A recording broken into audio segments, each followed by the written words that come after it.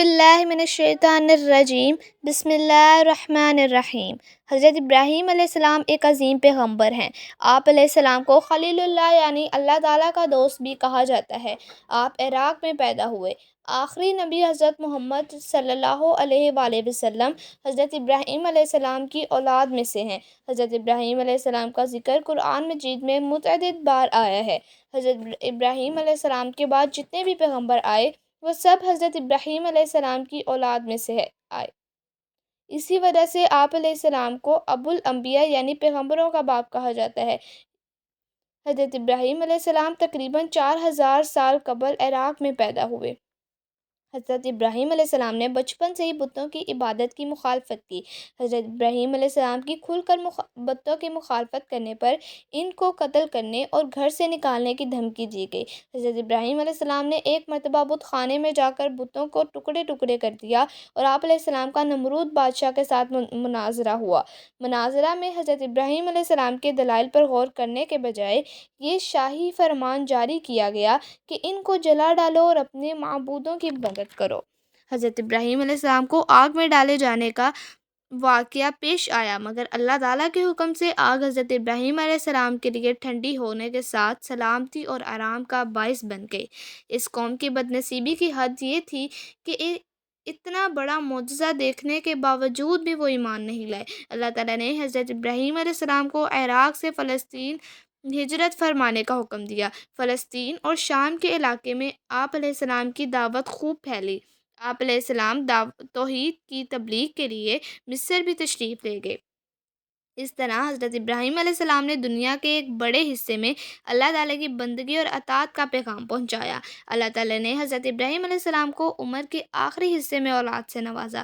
حضرت اسماعیل علیہ السلام آپ علیہ السلام کے بڑے بیٹے ہیں، جن کی والدہ کا نام حضرت ہاجرہ علیہ السلام ہے۔ دوسرے بیٹے کا نام حضرت اسحاق علیہ السلام ہے اور ان کی والدہ کا نام حضرت سارہ علیہ السلام ہے۔ اللہ تعالیٰ نے ان دونوں بیٹوں کے ذریعے حضرت ابراہیم علیہ السلام کو بڑی برکت عطا فرمائی۔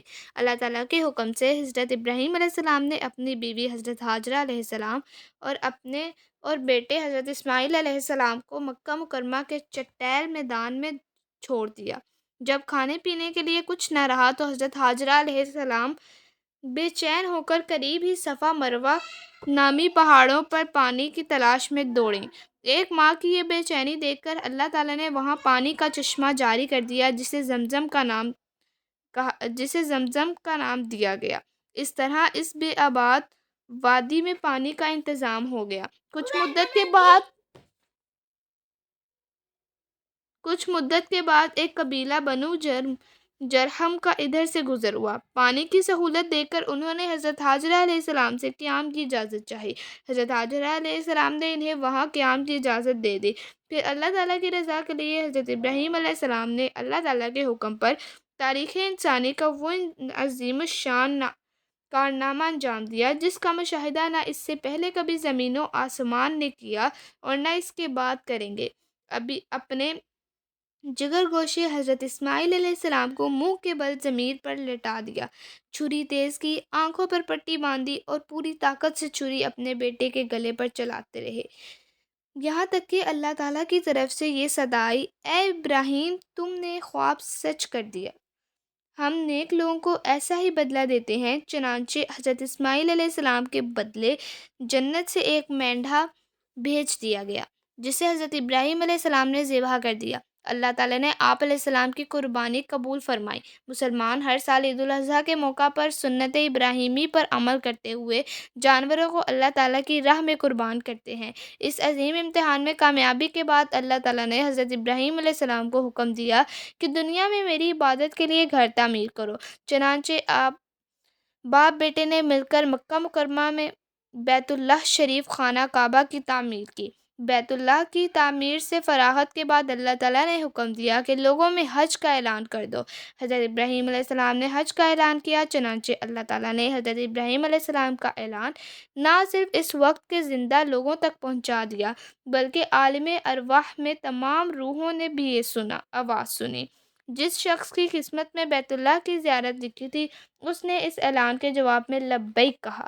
حضرت ابراہیم علیہ السلام نے اللہ تعالیٰ سے مکہ مکرمہ کے بارے میں جو دعائیں مانگی تھیں، اللہ تعالیٰ نے ان تمام دعاؤں کو قبول فرمایا۔